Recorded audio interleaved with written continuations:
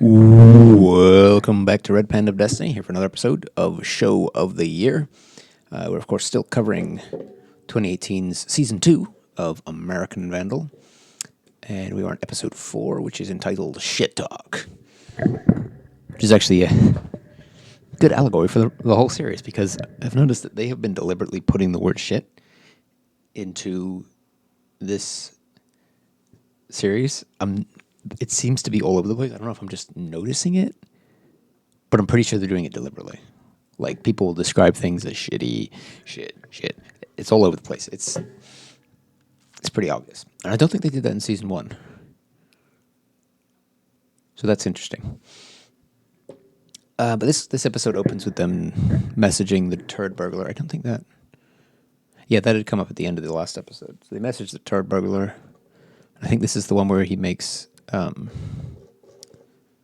what's his name? Peter dig through dog shit, I think, in an alleyway, and it's just to make him do it. It's like, okay, whatever.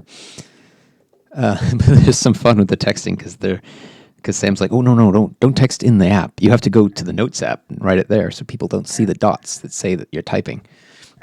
It's kind of entertaining.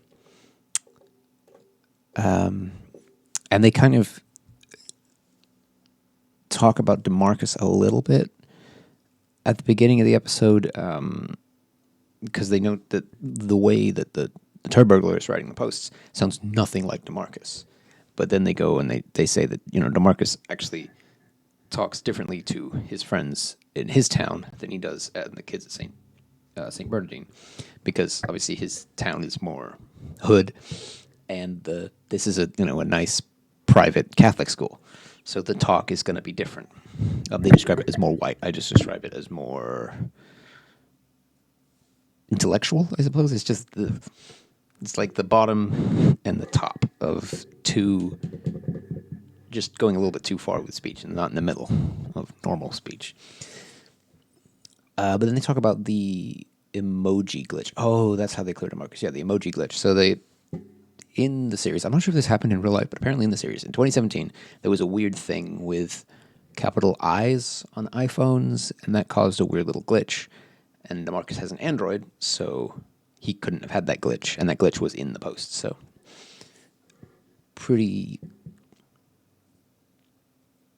damning of someone with an iPhone instead of someone with an Android, obviously. To replicate that would be insane, and most people probably wouldn't think of it. I mean, to be fair, he'd have to be a psychopath to do that. There's a funny line that I had. There was here from Kevin.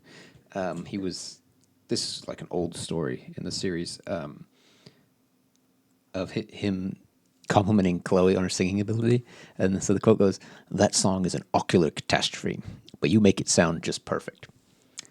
Let's just dissect the word ocular. What does ocular stand for? Eyes. It's just another example of Kevin trying to be smart, but actually falling flat on his face because he's not that smart. He's pretending to be smart. I think it's interesting how they put those little details of how he thinks he's being smart, but he's actually used the wrong word. So, and that song was Friday by Rebecca Black, by the way. Yeah, I remember that song when it came out. Ugh. And they also go through a suggestion box, which is entertaining for a few minutes, which I think the student council set up for students to rat on the turd burglar. Most of it is jokes and junk, but they do get 3 reasonable suspects.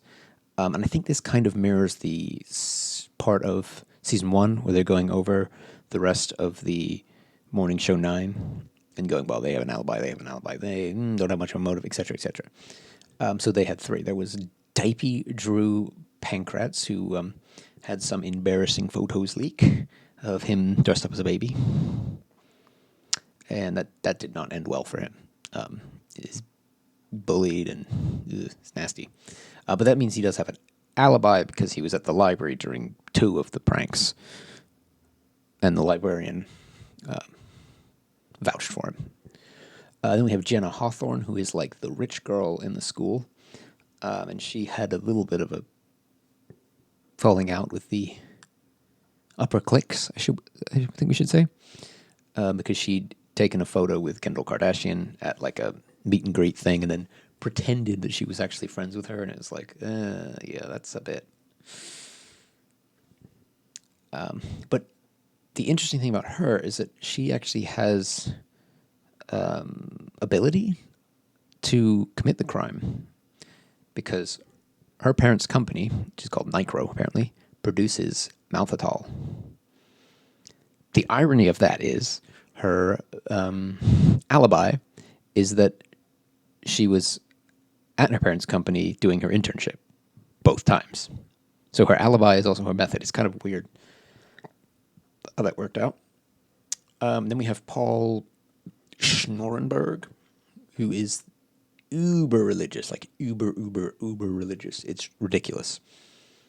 And they connect him to the turd burglar because he puts periods after his emojis, which apparently is a weird thing to do. Well, actually, I don't use emojis.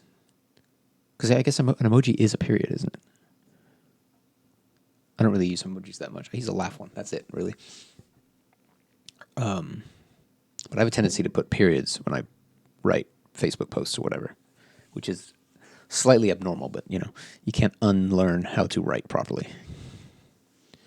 But then he's kind of like written off because, well, he's uber religious. Why would he do that? And the only target he had was Miss Montgomery, and that was really just because they have different views on Catholicism. But I mean, that's not much of a motive, and also she is his alibi, so kind of eradicates itself. The alibi was an argument, though. It was just kind of funny. But then the episode ends with its traditional cliffhanger. While they're at Montgomery's office interviewing her, which apparently her office has a door that leads directly into the faculty lounge. And someone comes out, calls her, and through the door they see an advent calendar.